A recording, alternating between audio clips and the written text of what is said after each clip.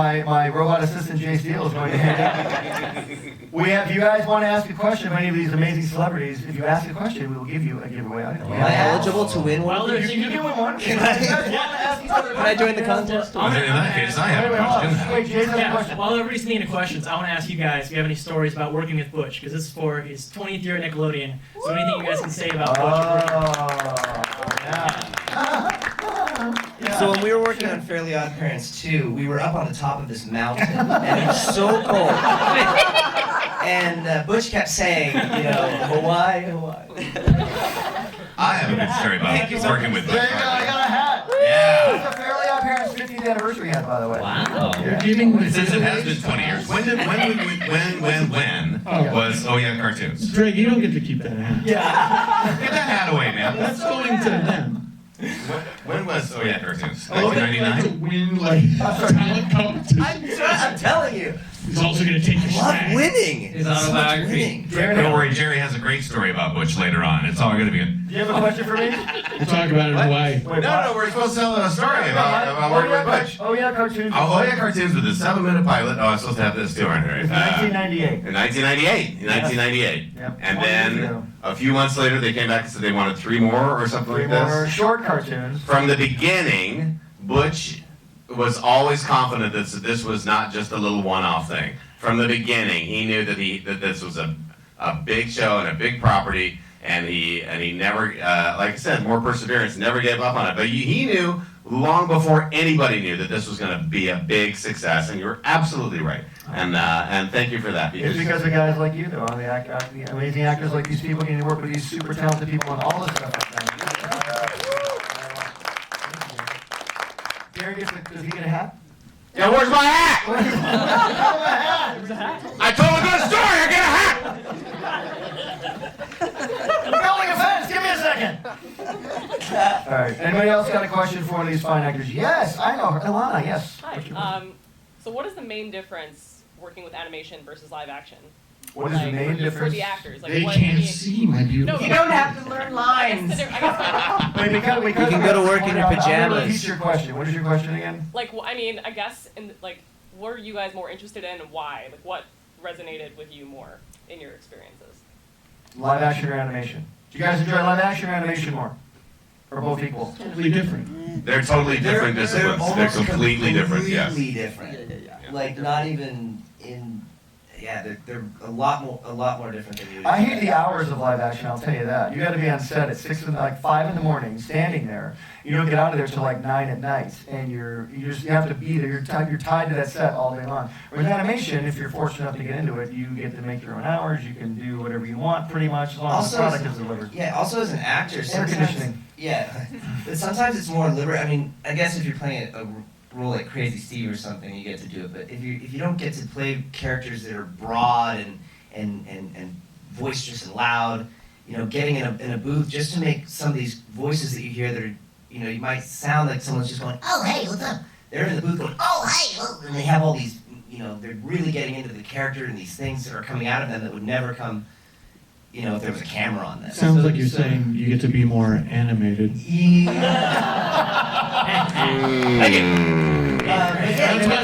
there's more. Yeah, you get to. There's a lot more you get to do as an actor, in animation than you'd ever be able to. Yeah. Give it up. She gets a Danny Phantom poster. Maybe Danny Phantom can sign it for you after the show. Who else has a question? Anybody else? Yes. Hey there. Just in voice acting or live performances, what is the best way to stand out? Because just like how you said with the squeaky voice, then what's a great way to really capture someone's attention in an audition? Good question. Do you want to repeat it Thank first? you. Yeah. How do you capture the producer's attention in the live animation audition, voiceover audition? The way to do it, for me anyway, everybody up here that you can already tell is very funny. Everybody up here is hysterically funny, and funny always wins. If you can do a great voice on top of being funny, he's kind of funny. David got it because David got Danny Phantom because he sounded young and enthusiastic, and he was more enthusiastic than the other guys we had. But when it comes down to comedy, be the funniest one in the room. Come in with a funny choice. If you're not a funny person, become a funny person. You know what I mean? Funny, non-funny people cannot do funny voices. They can do voices, but they can't be funny. You need the acting behind it. Correct, Daran Norris? That's excellent. And also, if the script says to yell at the children, go ahead and yell at the children. Am I right? Am I right? Yeah. If the script says he yells at the kids, then let him have it! Just let him have it! You may have to apologize later, but just do it. No, it's true because it's memorable. Like Jeremy, you're talking about there's a Bunsen is a Beast pin for you. Yes. Check it out. Thank you. You're welcome. We have tons of extras. All right, so And real quick, Butch, even in that example I gave where this woman was mad at me, it's like you have to take those risks because then when you get hired, those risks pay off, and then you have to be able to withstand the times when the risks didn't pay off. But if you kind of play it safe, you'll never make a choice that makes you feel uncomfortable and embarrassed, but you'll also never stand out and be interesting. it's like being an artist in a way. I always tell people, if you're going to be an artist, performer, even an artist who actually draws, don't be afraid to put your art on the wall. Because if you're afraid to put your art on the wall, then you're never going to be an artist. Because you're going to, the second you put something out there, whether it's a performance or a piece of art, you open yourself up to criticism instantaneously. And if you can't take criticism, you're not going to survive anywhere. I don't care what the job is. Even if it's the drive-through at Cantor's, you are not to survive. Right now, They have a drive-through now, Jerry? They have a I drive-through? blacked out. What are you guys talking about? I think there's a lot of confidence involved too. And not false confidence, but just knowing that this is what you're supposed to do. Yeah, exactly. That rubs off and people know it right away. People know right away, yeah. Very cool. Yes, young lady. What do you do when you get writer's block? What do I do when I get writer's block? Very good question. You're going to laugh when I say this. I don't really get writer's block a lot because I just never stop. I keep moving. I always keep pushing forward and moving. And it's like sometimes ideas are a little hard to come by, but if I don't like that idea, if that's not working, I just move to another idea. I always have another idea going. I have like 5 or 6 things I'm working on at all times. So if that one isn't working today, I move over to this one that is working. So I think writer's block sometimes can come for sure, but if you're really dedicated to what you do, you'll find some way to get around it, and don't be afraid. It comes down to fear again. Don't be afraid about it. Just keep pushing forward and show it to people. Show the idea to people. Sometimes people will come and give you ideas. Now, here's a cautionary tale. Don't tell your idea to people that you don't trust. That's the number one thing. You don't want to, if someone says, can I be your partner? And then you do all the work and they don't do anything and then suddenly they get half the money. It is show business for a reason. You get paid. So if you're a writer and trying to come up with an animated show and someone can draw and they draw you a drawing, don't go, I'll give you half my show for this one drawing. No, don't do that. You pay that person $50, thank you very much, off they go, and you go and sell your show on your own. You know what I mean? And then when you sell your show, they'll bring artists to you. And they'll bring people to you. If Jerry drew it, it's $5. Yes. I can't write. One more, 2 more questions. 2 more. Yes. What's your question? Since it's your 20th, what's your favorite animation to draw? Like favorite cartoon that you? What's my favorite cartoon to draw? That's a good question. Ooh. Nice. Ooh, they're all sitting up there. Sophie's choice. Sophie's choice. Sophie's choice. Sophie's choice. Sophie's choice. Sophie's choice. Sophie's choice. Those, by the way, those people just got some Tough Puppy T-shirts. All right. Wait, and in a twist, Drake Bell just won them back. Stop winning, Drake. Come on, man. Let them have the prizes. Let somebody else win. I think that my favorite animation to draw probably would be, I draw a lot of Danny Phantom just for the heck of it. Just nowadays I draw him a lot because people want to see him a lot. But I love drawing all my characters. I love drawing something. I love drawing Fairly OddParents. I've probably drawn Fairly OddParents a million times for people, and it's a blessing, and I'm so thankful for it. I'll never get tired of it ever. Bunsen I've been drawing a lot recently, even in spite of Jeremy doing the voice, I still draw as much as I can. But in fact, I just got asked the other day to draw Bunsen for a young boy who just lost his mother. And he said Bunsen was his favorite show. Aww.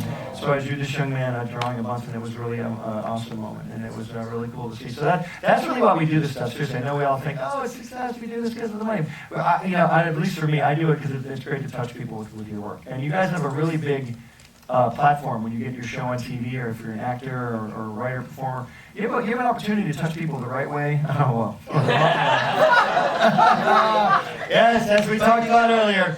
Yeah, as we're finding out, yes. But anyway, you have an opportunity to reach people. I should have said reach people the right way or the wrong way.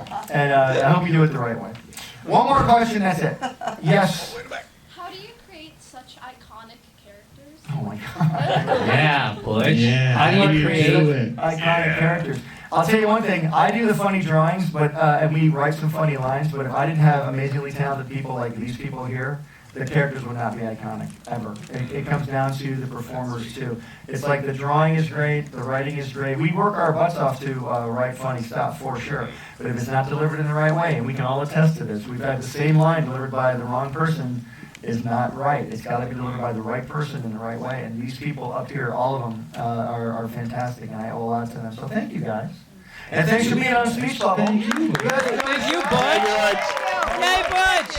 Yeah, congratulations on 20 years. Yeah, Butch. Congrats. He started here when he was 3. Yeah.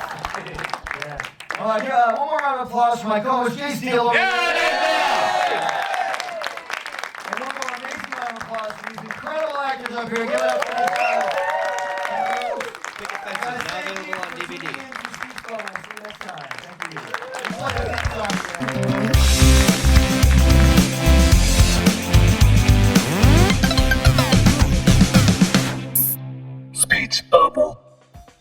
Hey Heart fans, subscribe here to keep up with me, Danny, Timmy, Dudley, Bunsen, and the Nude Network, my new app full of cartoons, shows, and games. Download it here. Click over here to watch my most recent video, and here to start a playlist related to this video. Whoa, check out that awesome fan art. To be featured here, use hashtag HeartFanArt and tag me. I'm on every social media platform known to man. Cartoon Butch out. Pencil drop.